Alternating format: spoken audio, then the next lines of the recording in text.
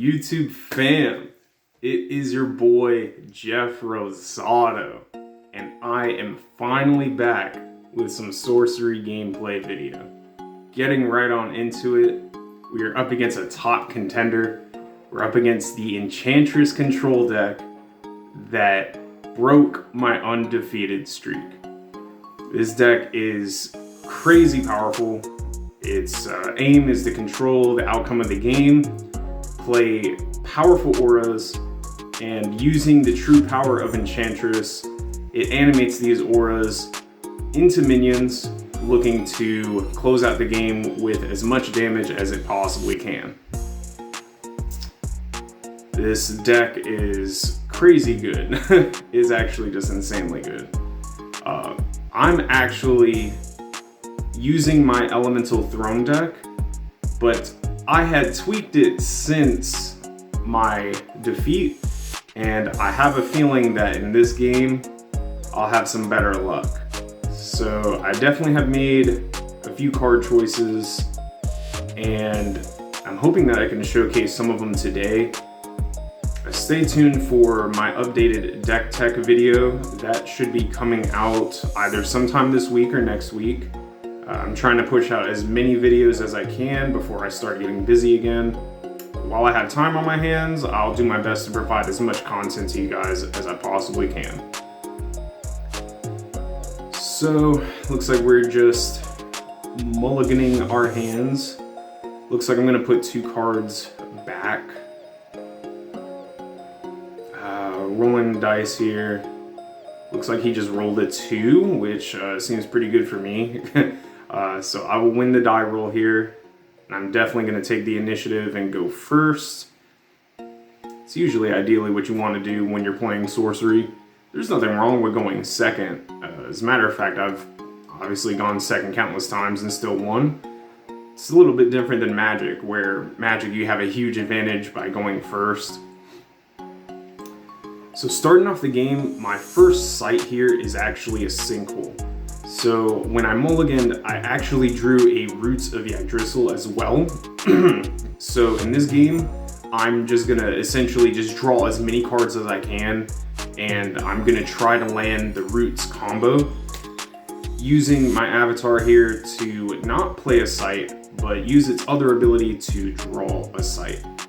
Now this is super good because I don't think my opponent knew that I was on the Roots strategy, and that's great because essentially I'm just not going to play any sights for a while, and I'm just going to use my avatar to keep drawing more sights, and every turn of course I'm going to draw a spell.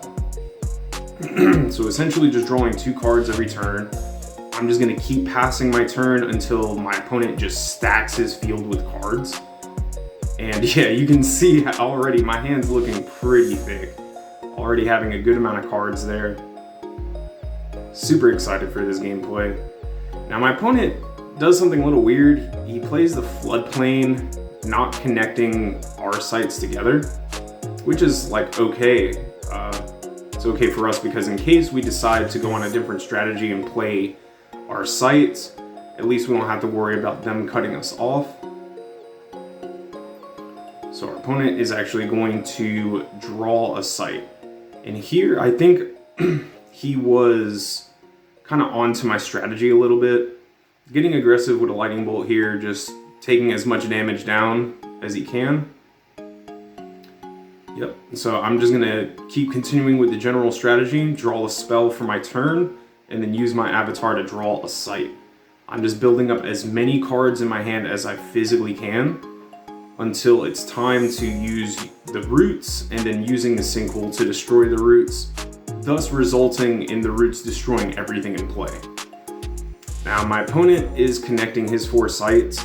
I believe, oh wow, he's also gonna lightning bolt here, which is sweet. Getting in as much damage as he can, and he's already at 4 sights here. So I'm wondering if he's going to play an abundance, and maybe that's probably why he kept his sights together like so. Because when he plays the abundance, it's just going to generate him mana on the next turn, essentially just doubling his mana. And you know, that's actually what I'm hoping for. I'm hoping that he's just going to slam out a powerful aura here so I can get rid of it. Going to play a tower, generating more mana. Still not connecting the realm, and I'm also kind of surprised that he hasn't caught on to my strategy yet. Like, he keeps playing cards in play, and for this strategy, I don't think that you want to. Now, this was interesting. He played a Thunderstorm. I'm not fully sure if he actually was allowed to play the Thunderstorm there without having any sights, except my own. But maybe he is. Either way, we just, use the silver rule, just playing a good old fun game here. And I think with the 2 lightning bolts and a thunderstorm dishing out a bunch of damage to me, leaving me at 11 here. So I am going to use my avatar finally to play the Roots of Yggdrasil and then use the Sinkhole to blow it up, thus resulting in the Roots destroying everything in play, which is pretty sweet. So I was able to get rid of 5 of his sights and a powerful aura. And now the best part is that my hand, you can see it there, it's really stacked with cards. My opponent not really having that many cards in their hand, so I feel comfortable resetting the game, just being able to start off with more cards in my hand. He did dish out a lot of damage, but I'm hoping that if I can catch up and actually excel my board state, I might be able to have a clear advantage here.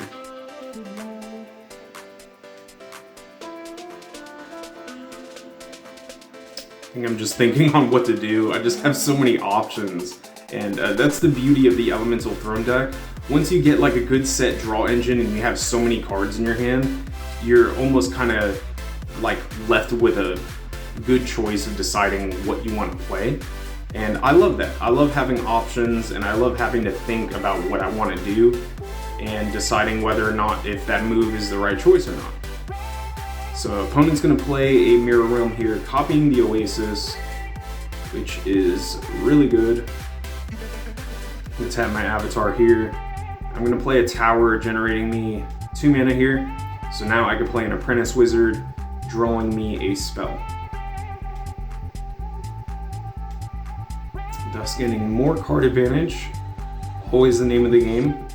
More cards gives you better advantage here. Opponent's going to play a river, and that will allow them to look at the top spell of their deck, and they can choose to put it on top or bottom. Now, with this Enchantress deck, it has had an update, and it does play a card called Deep Sea Mermaids. Deep Sea Mermaids is really cool. It's essentially just a Apprentice Wizard, but instead of having Spellcaster, it has Submerge. When you play it, you draw the bottom card of your spellbook. So those rivers are pretty interesting because you can put cards on the bottom, play the Deep Sea Mermaids, and then draw them later. It's also really good if you're, like when you play a mulligan and you put cards on the bottom of your deck, you now have information on what cards lie there. So when you play the Deep Sea Mermaids, you can essentially draw into what you want. And that's pretty cool. Anytime when you can just obviously draw more cards, yes, but being able to draw from the bottom adds an extra layer of depth, and it also lets you kind of predict what you're going to draw, and that's really good. So play the Mirror Realm, copy the river here, play the Aquamarine Core, and then just try to get out as much damage as I could. So I swung in with the Apprentice Wizard. My opponent is going to take their turn. And soon, yeah, they're just going to play another site here. We're just going to have just like an all-out site war, just playing as many sites as we possibly can to establish our domain. And here my opponent's going to play a Flood. This will make all the sites connected to it water sites, which kind of helps a little bit with my mana, not so much, but having the extra threshold is pretty sweet, and I will take it. Have to be careful though, because Flood is going to be a very powerful minion if he animates it. So let's see what I do here to take care of that.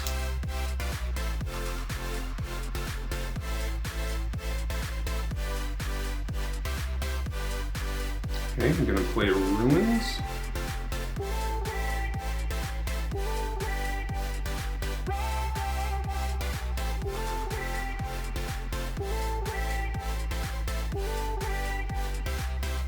And sweet, with my mana, I will just play a Dapero Vampire, using my wizards to attack, and then hopefully I'm going to use that Dapper Vampire to get in some damage and restore to life that he already took out from me.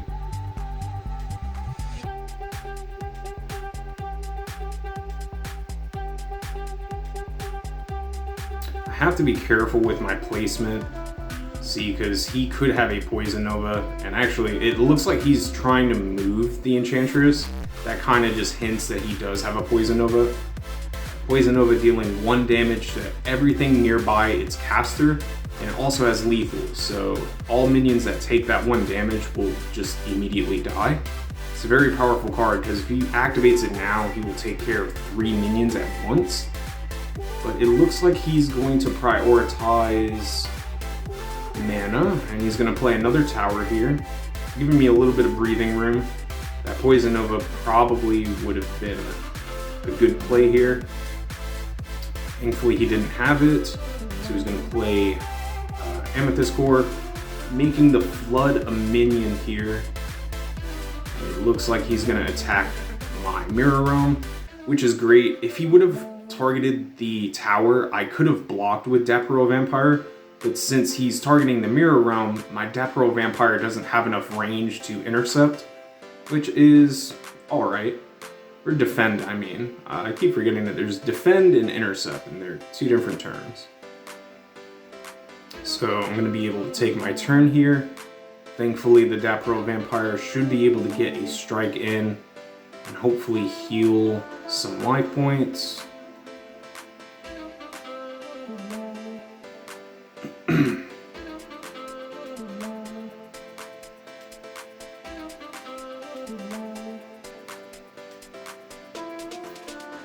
Okay, finally deciding on what I wanted to draw there. Looks like I went for the spell. Counting up my mana, plotting my masterful plan.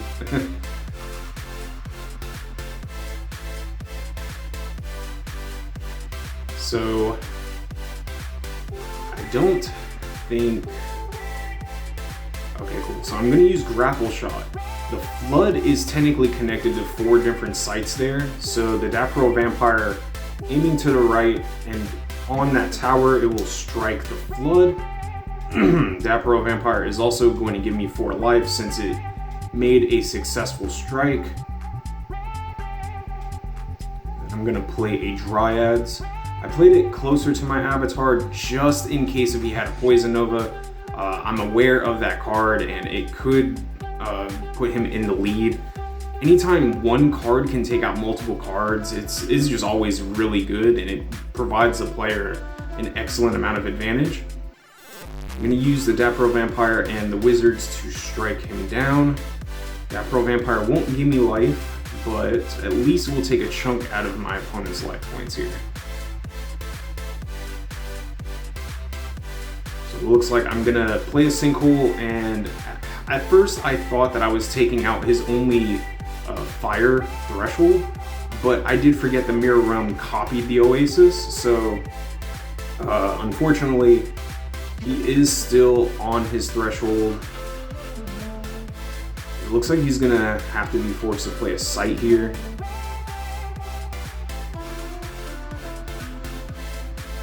Let's see what he does. Sinkhole is so sweet. Sometimes you can catch your opponent off guard with it and get a huge advantage. And there is the Poison Nova. I predicted that he had that card in his hand turns ago, and it looks like, oh, well, yeah, he's not going to take out that Apprentice Wizard. It's not nearby, but the Dapper Vampire and the other Wizard are in range, and they will die from the lethal damage. He's going to use his Enchantress to draw. Then I'm going to go ahead and grab a spell here.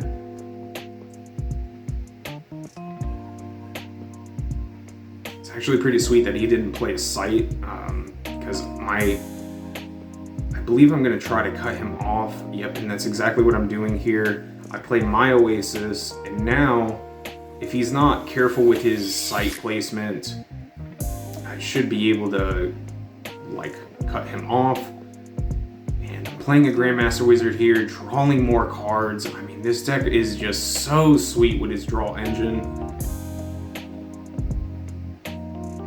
And then on top of that, more consistency here in the form of browse. I get to look at the top 7 cards of my spellbook, and I get to choose any card to go to my hand.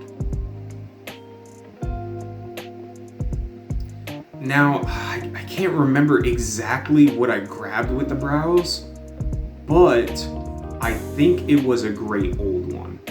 I can't remember if I drew into it, but it is definitely going to be a card played this game. And it is also an extra addition that I've added to my Elemental Throne deck. See, I've found out that sometimes manipulating the board and flooding the entire realm has a huge advantage. So for example, if my opponent plays cards like Bury or Cave In, if I were to slam out a Great Old One before they can initiate those cards, I can flood the realm, and now my opponent can't burrow any of my cards because the realm is permanently flooded. Even if the Great Old One leaves play, all sites will be considered water sites, and it will shut down all burrowing interactions. That being said, if my opponent happened to have Root Spider or anything like that, if it was already burrowed, when I played the Great Old One, it'll essentially turn it into a flooded site, and then the Root Spiders will die. So that's really why I've added Great Old One into the deck, mainly just so I have a very strong advantage against burrow decks, whether again, if it's Root Spider, if it's Kingdom of Agartha, or if it's, Cave In or Bury. And Great Old One is also really sweet too. Having 16 power and playing a deck where I have Grapple Shot, I can essentially close out the game as quickly as I can. And at the time, that's something that I found was a little difficult to do with Elemental Throne. Yeah, it was a mid-range deck with a good amount of creatures as it was, minions, but I did find it hard sometimes to close out games against control decks. So here, I feel like it's going to be a perfect addition to the deck, and I'm just going to try to commit to it as best as I possibly can. Okay, playing an Oasis, cutting off my opponent there on the left side. So now he only really has, well, my left side. On his left side, he does have a little bit of access to play more sites. Counting up my mana here, making sure everything is correct.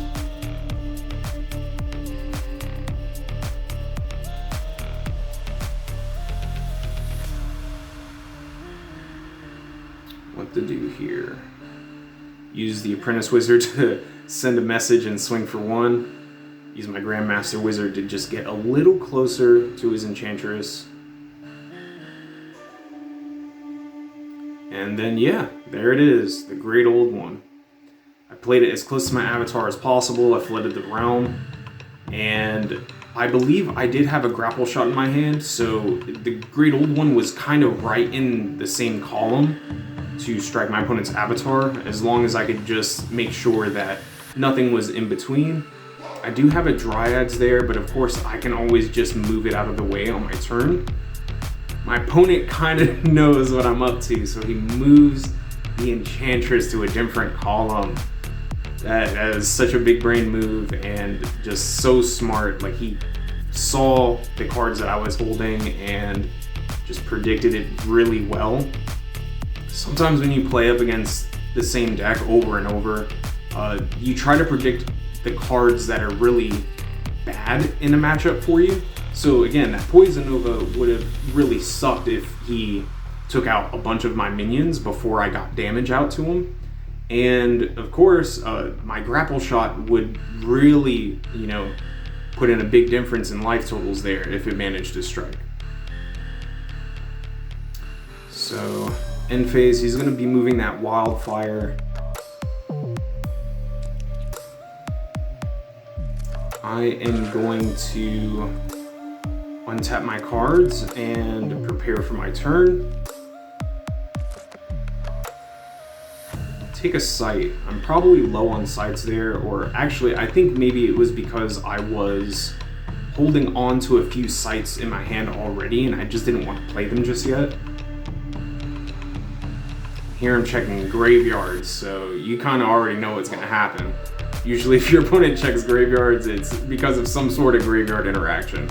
And here I'm going to play a Boneyard, which is huge because my opponent did not have any minions in their cemetery, and I was able to bring back my Dapro Vampire, which was great. Dapro Vampire is such a great minion to have. So sorry again for the camera angle, guys. I was trying to get everything as close as I possibly could, but here I actually used the ramp method.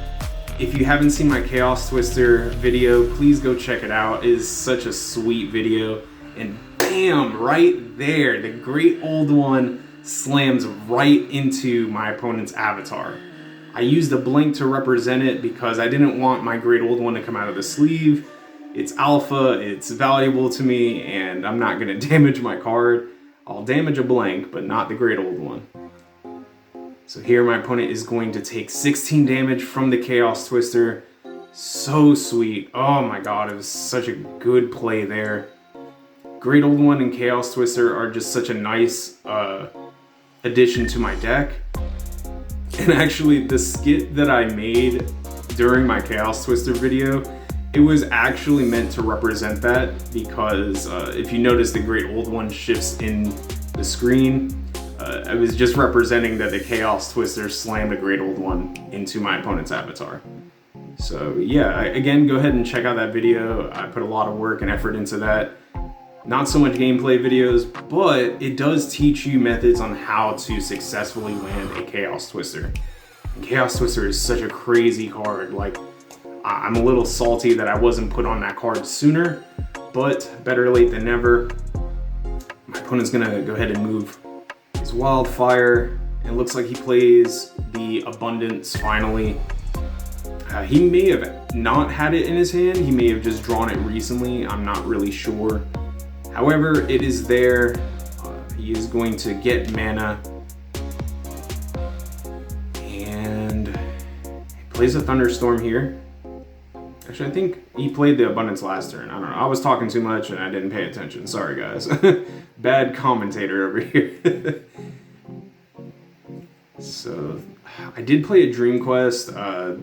Dream Quest always has risks, and I'm hoping that that Thunderstorm does not deal damage to my Wizard. Oh man, he plays Atlantean Fate. That card is really powerful. It's going to go ahead and take out the Dapro Vampire and my Apprentice Wizard, submerging them, and also making both my sites water sites. Only water sites, by the way. It looks like he animated the Wildfire. He's going to go ahead and attack me, and then at the end phase, the Wildfire is also going to dish out 3 damage.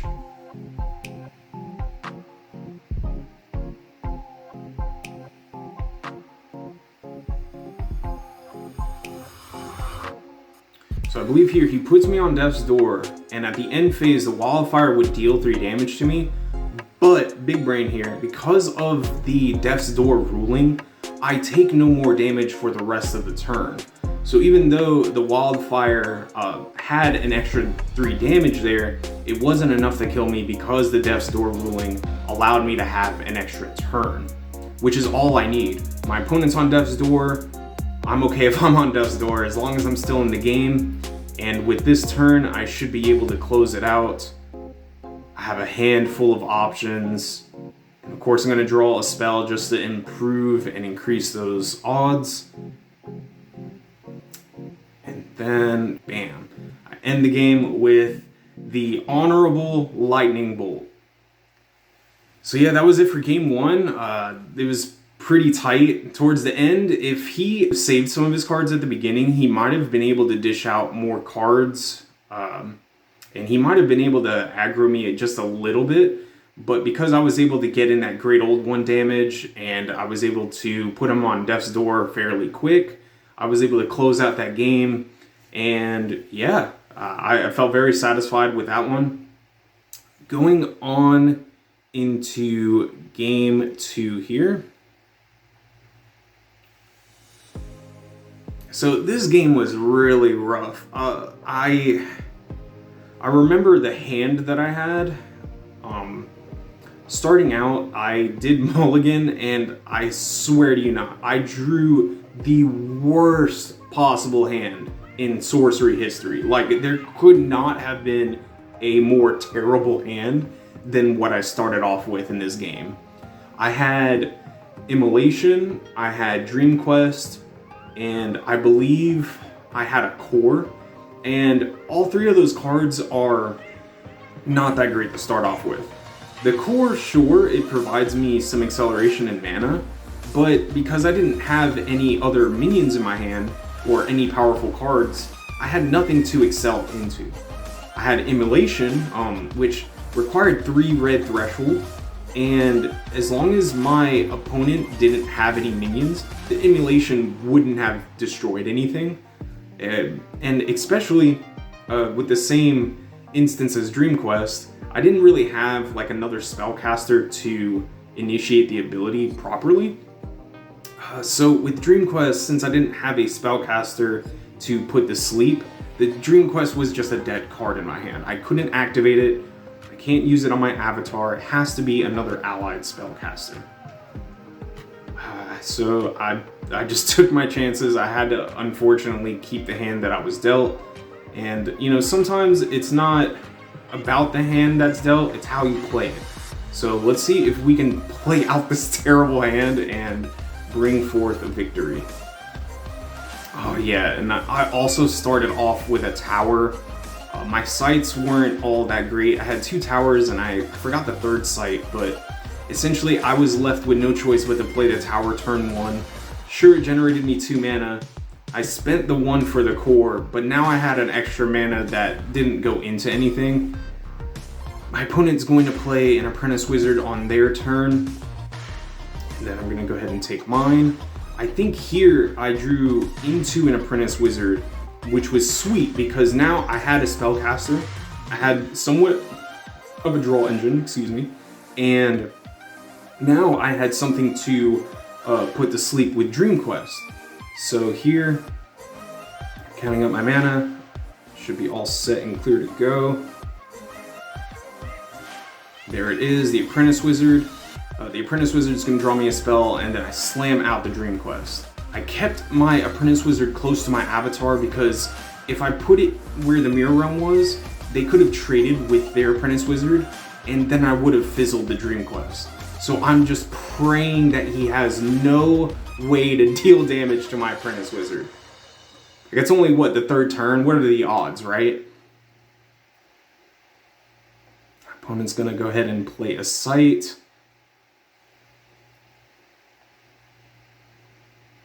And of course, he has a lightning bolt. But thankfully, because my avatar is there, he has a 50-50 chance, and he rolls the dice. And of course, he deals the 3 damage to my Apprentice Wizard. So not looking that great at all, man. I was not able to get the Dream Quest off. My only spellcaster is down. And man, I was left with no choice but to just use my avatar to attack the Apprentice Wizard. I unfortunately had to take a 1 damage there, but I just had to get rid of as many threats on his field as I could. My opponent's gonna play an Observatory, and now he has those 4 sights connected just like last game. So again, I'm thinking that he has an abundance in his hand just to power out his mana. And man, that's gonna put us so far behind. If he plays abundance and if his mana just doubles, I mean, my sights are not really powering out anything. My hand does not have anything powerful enough to excel into, but I'm just hoping that if I can just keep the pace of the game, and as long as I have time before he plays those powerful auras, I might be able to draw into something backbreaking. Wishful thinking anyways. Alright, so let's see what he has here.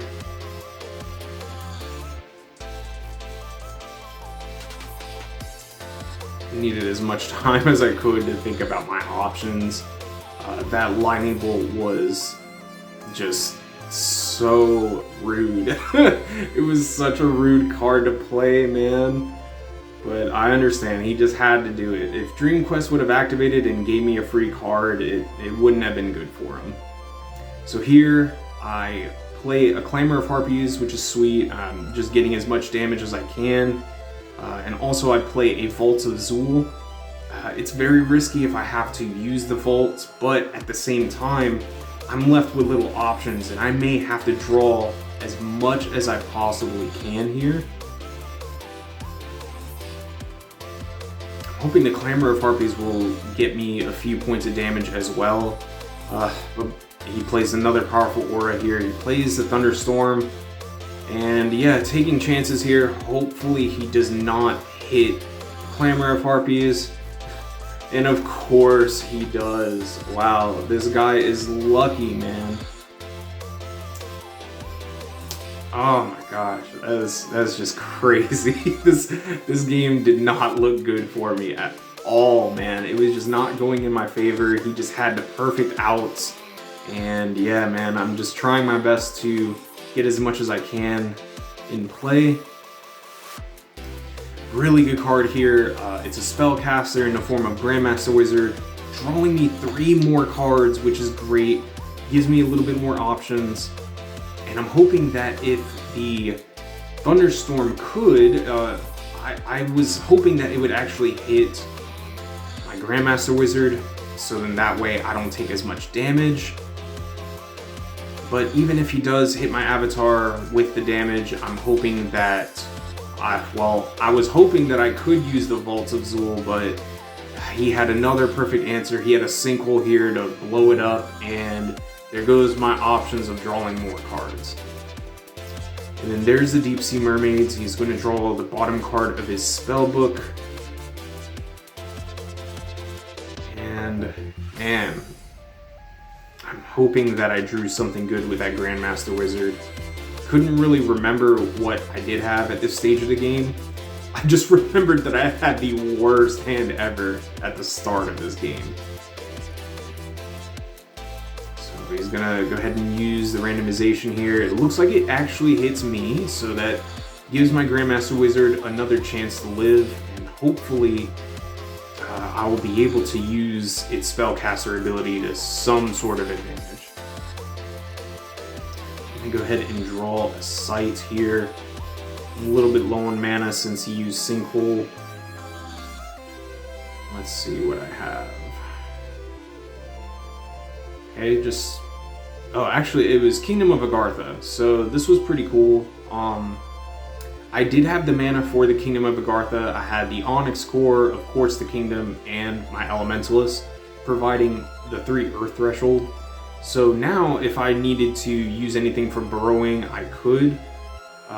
It's not really going to be so useful in this matchup.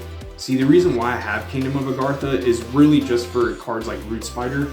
If my opponent has a Root Spider that's burrowed, I can use Clamor of Harpies to summon it burrowed, and then use it to strike down the Root Spider.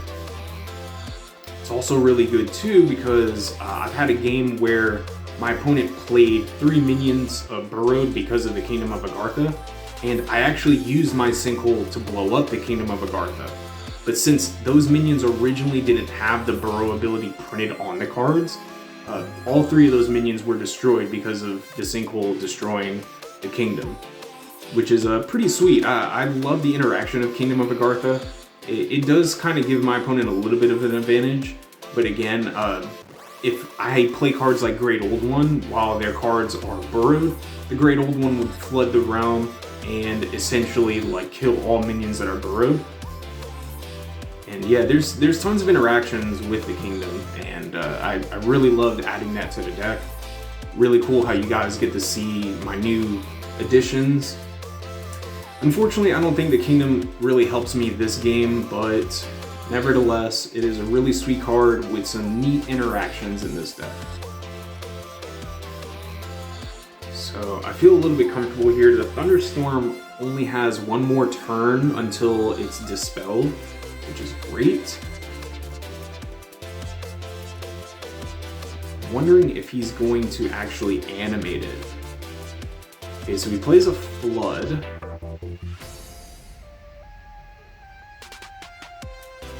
Okay, he does not animate the Thunderstorm, but he is going to go ahead and roll to see what takes the damage. And it looks like it hits the Grandmaster Wizard, which is great. I actually didn't want him to hit my avatar this time, trying to conserve as much life total as I can. It would have been great if I drew like a pack with the Devil to use with the Grandmaster Wizard, but it is alright, because on this turn I'm going to go ahead and play my Sight.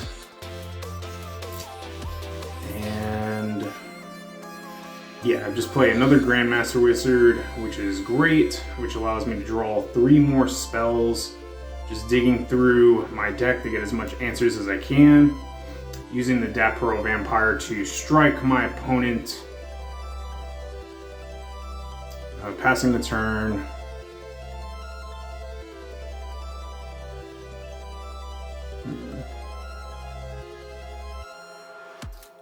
Yeah, this game was pretty tough. They just had a bunch of good answers for my minions, but thankfully, as long as I'm able to have some sort of pressure on my opponent, I think that we're in like a good setting here.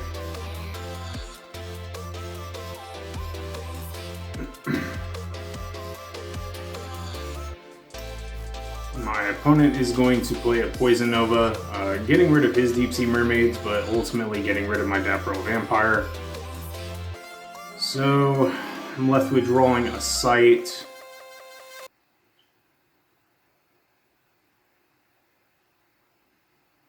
And I think I know which turn this is. So I don't play a Sight. I'm going to count up my mana, and that's because I'm going to play the namesake of my deck, the Immortal Throne. I'm hoping that I can get some sort of advantage here. See, to gain as much draw advantage as I can. Playing the Roots, since it's a 0 mana cost card, since I played it, the Throne will get its first counter. Play an Aquamarine Core, since its printed cost is 1. I will draw again from the Immortal Throne, putting it at 2 counters.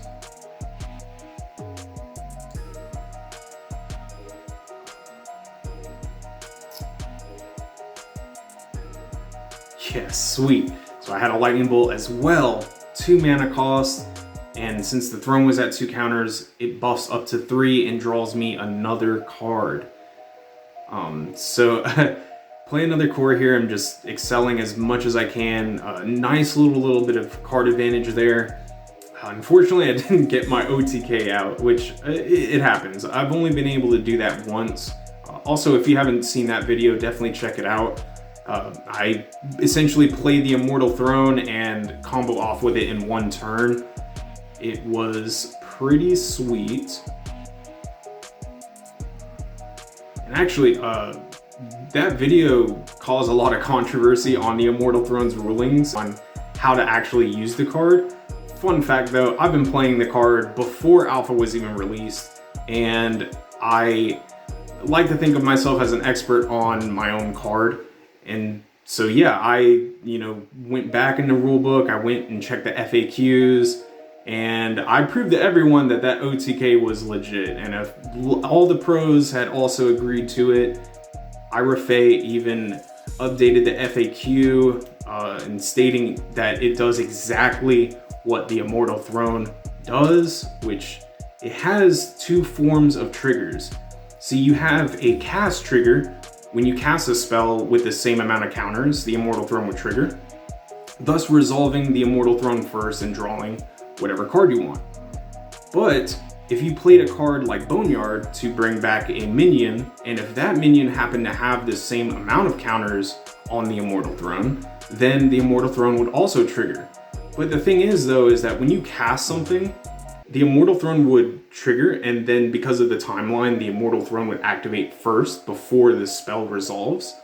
But if you brought back a minion like with Genesis, with Boneyard, that Genesis trigger activates at the same time as the Immortal Throne, because there's 2 different play triggers. There's the cast trigger, resulting in the Immortal Throne activating first, and then there's the summon that also happens at the same time that the Immortal Throne identifies the summon.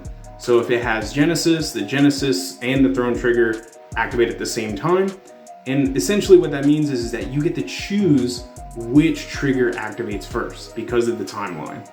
Yeah, it was a huge controversy. Like, I mean, I literally have messaged everyone on the subject. I messaged content creators, I messaged pro players, I even messaged Eric himself, the Eric Curiosa. And yeah, everyone responded back to me politely, and we established that it is in fact how the Immortal Throne works. So here, I'm going to use Chaos Twister, and I'm going to use my opponent's Flood because it is still a minion. Getting my little ruler out. I believe I still use the ramp method. Again, check out that video. It's a really good method, and it ensures that you're almost always gonna land your Chaos Twisters perfectly where you want them to. So there, in that instance, I slammed their Flood into their avatar and also their Apprentice Wizard since it existed on the same site.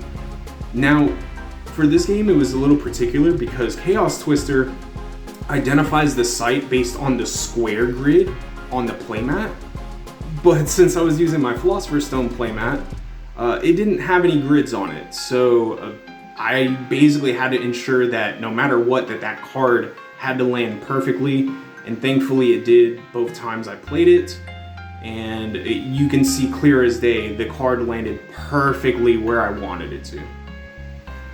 So my opponent's going to animate a Flood, they're going to move their Wildfire. I thought that they animated it, but they're just moving it. I'm going to go ahead and I believe I'm going to take my turn here.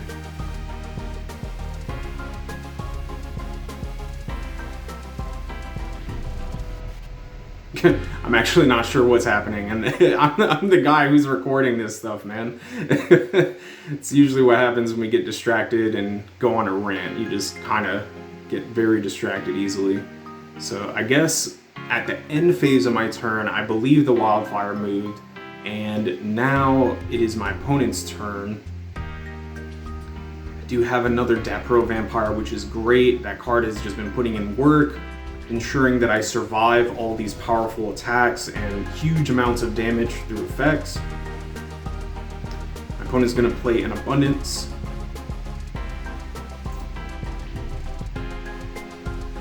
Also, yet again, another card that I did predict, and I'm glad that they did at least have it. A little bit later in the game, though, if they would have played it early, they probably would have had a better advantage here. Looks like they did animate the Wildfire, going to go ahead and swing at my site, and then at the end phase, the Wildfire is also going to deal damage to me, and then he's going to move it again. Wildfire is such a crazy card, very powerful if you know how to use it, and in this case, he definitely knows how to use that card. So I'm going to untap here. From here, I was debating whether or not if I could combo off with the Immortal Throne just to guarantee a victory, but sometimes when you're playing it, you'll come to a good stopping point where you have no cards to increase the counters, and that's alright. See, the beauty of the Immortal Throne is not so much in its win condition, but the fact that it draws you more cards. And regardless even if it draws you 3 cards in a game, it's still advantage nevertheless, and that's what you always want to do. Sure, you can build a deck around the Immortal Throne, kind of like what I did, but it is not my main strategy. If I could combo off with it, and if I could win with it, then awesome, why not? But the real power of my Elemental Throne deck exists in my minions, and then right here, I'm able to attack with the Dapro Vampire and use a grapple shot to sling in, dishing out damage, giving myself life, and then bam, another grapple shot. Let's go, dude. From here, I feel comfortable. I was able to dish out a bunch of damage this turn, gain a bunch of life this turn as well, and thus increasing the gap for my victory, simultaneously putting my opponent back while also improving and gaining advantage. That's the name of the game. So end phase, that wildfire is going to move. Opponent is going to untap.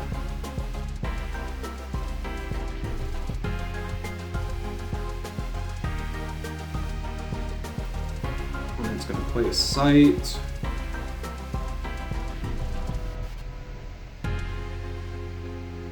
And then, yeah, realizing that there was just no way to get around the Dapro Vampire, they play a wildfire right on their avatar, and that is going to be it for game 2. I was able to get my redemption there, and I was able to take out this powerful Enchantress Control deck. I honestly don't even know how I won that second game, because, again, I started off with a very situational hand, did not have the right combo pieces to make it work. And even when I did have the Apprentice Wizard and I used the Dream Quest, my opponent just had a Lightning Bolt, got very lucky with the randomization and took it out. And then, of course, with, you know, all the early removal spells, taking out every one of my cards, it's just very powerful. Whenever you're controlling the board state like that and you're one-for-one-ing cards, but still maintaining board presence, it's very strong. And that's why cards like Wildfire and Thunderstorm are really strong. They're able to dish damage and at the same time maintain board presence. And that's what I think is very strong with the Enchantress deck. Those auras are just very powerful. But thankfully, my deck is very powerful as well. Dapro Vampire and all my minions were really putting in work, able to gain me life and maintain board presence as best as it could. That first game when I played the Great Old One and the Chaos Twister, dishing out 16 damage to my opponent, I mean, it was just a wrap for that game 1. And then for this game 2, when I used the Chaos Twister on their Flood, and I got rid of 2 of their cards and dished out 4 damage, I mean, come on, man. The advantage was so sweet. That second game was, again, it was a very tough challenge, but with perseverance, we were able to come up on top. I also have a ton of videos that I came out with earlier this week, and if you haven't checked that out, definitely go ahead and take a look. We have the Chaos Twister video. We also have an interview video with Mike Servati. If you haven't seen that, definitely go check it out on his channel at Collector's Art House. We had a great time. Mike is such a cool guy, and I was actually extremely impressed on his knowledge on the artists and the artwork. And he was also impressed by my gameplay prowess. So it's really cool how a player and a collector can come together and provide awesome content for everyone out there. Please like, comment, share, and subscribe. Stay tuned for the next one. As always, have an awesome week. See you later, guys.